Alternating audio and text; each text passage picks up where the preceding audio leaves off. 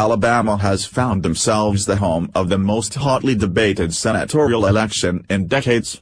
The special election to replace newly appointed Trump cabinet member Jeff Sessions took a dark turn when women came out of the woodwork to accuse Republican candidate Roy Moore of sexual impropriety.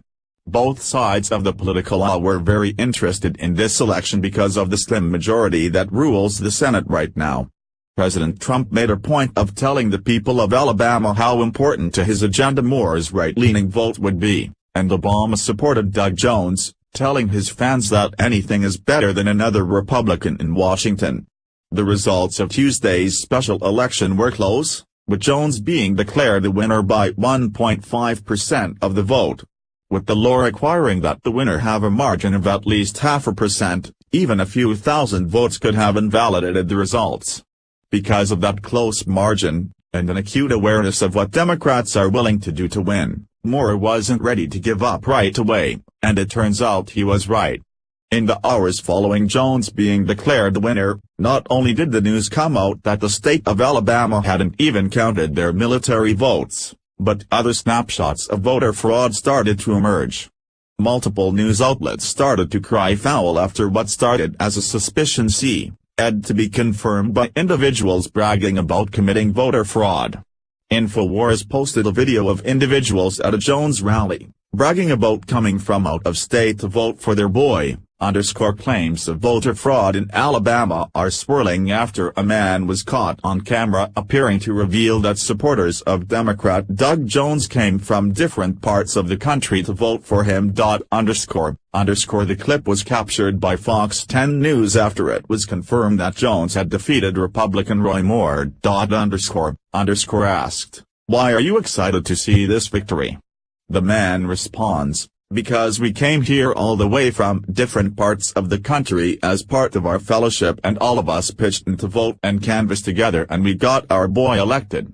It's unclear whether the individual is referring to people being transported in to campaign for Jones or to actually vote for him, which would be illegal.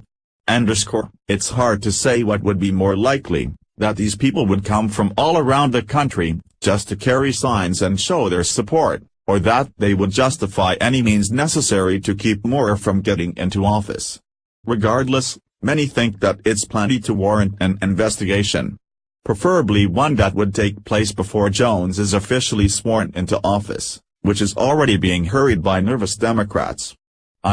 Even the girl next to him knows that he has let the cat out of the bag, commented one Twitter user. The clip is going viral, with one version having racked up almost 300,000 views on Facebook. Roy Moore is continuing to refuse to concede the election, commenting, "In this race, we have not received the final count to include military and provisional ballots.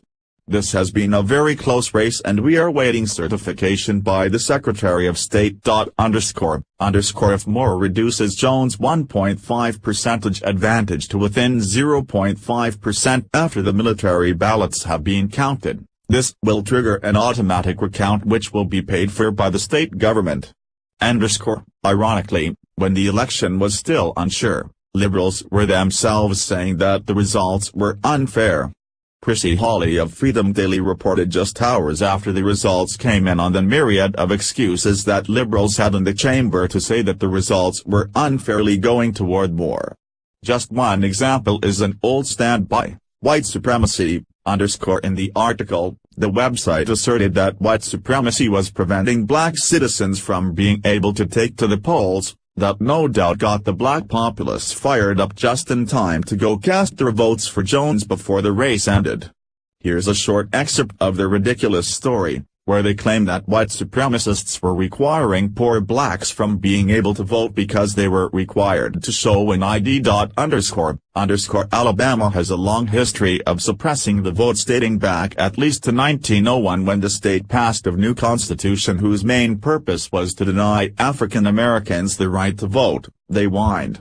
In 2011, the Republican-controlled state legislature passed a law that all voters must have a photo ID, which immediately disenfranchised many rural and poor blacks.